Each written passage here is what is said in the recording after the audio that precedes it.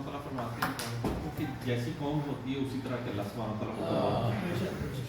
तो हमें सबसे पहले यही कोशिश करनी है कि जो हमारे हालात हैं, अल्लाह सुब्हानहू तआला ये फरमाते हैं कि ये हमारी अपनी शामत माल, क्योंकि जब हम अपने माल के हकीकी के साथ सिंसियर नहीं होंगे तो फिर उससे हम क्या एक्सपेक्ट करेंगे कि वो हमारे लिए क्या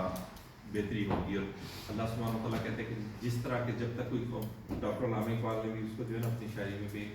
खुदा ने आज तक उस कौम की हालत नहीं बदली जिसको ना हो ख्याल आप अपनी हालत के बदलने का।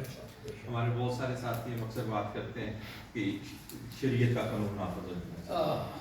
और हम बातों में तो कहते हैं, लेकिन हकीकत में हम अगर देखें कि क्या वाकई में चाहता हूँ कि शरीयत का कानून नाफिज होगा, और अगर मैं चाहता हूँ कि शरीयत का कानून नाफिज हो तो सबसे पहले तो मुझे ये चाहिए कि मैं अपने ऊपर शरीयत नाफिज करूँ। जहाँ पे मेरा अख्तियार चलता है, जहाँ पे मेरा अख्तियार नहीं है, जो लोग मेरी बात नहीं मानते या जहाँ पे जिनके ऊपर मैं ज़बरदस्ती नहीं कर सकता, तो उनको तो कहने का फ़ायदा नहीं है। लेकिन जब नबी सल्लल्लाहु अलैहि वसल्लम फरमाते हैं कि लोगों के साथ दावत और तबलीग इस तरीके से करो कि आपको कुछ कहना ना पड़े,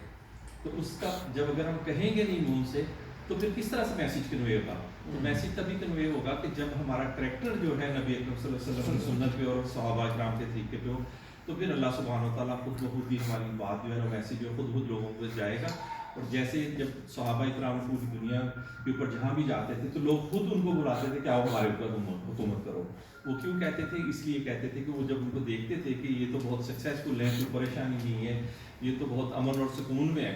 तो वो उनको कहते थे कि ये सब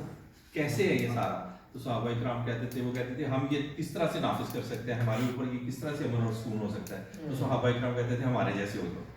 आज हम किसी को कह सकते हैं कि हमारे जैसे हो जाओ?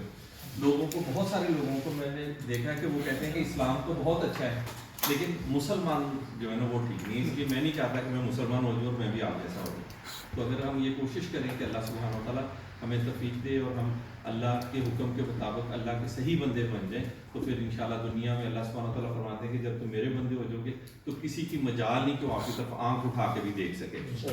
हमें कहने की ज़रूरत ही नहीं पड़ेगी किसी को। और जब हम अल्लाह की नाफरमानी करते हैं तो हमारी अपनी औलाद भी हमारी नाफरमानी करना शुरू कर देती है, और हमें हर जगह से जो है ना वो लान तान होती है और नुकसान ही होता है, और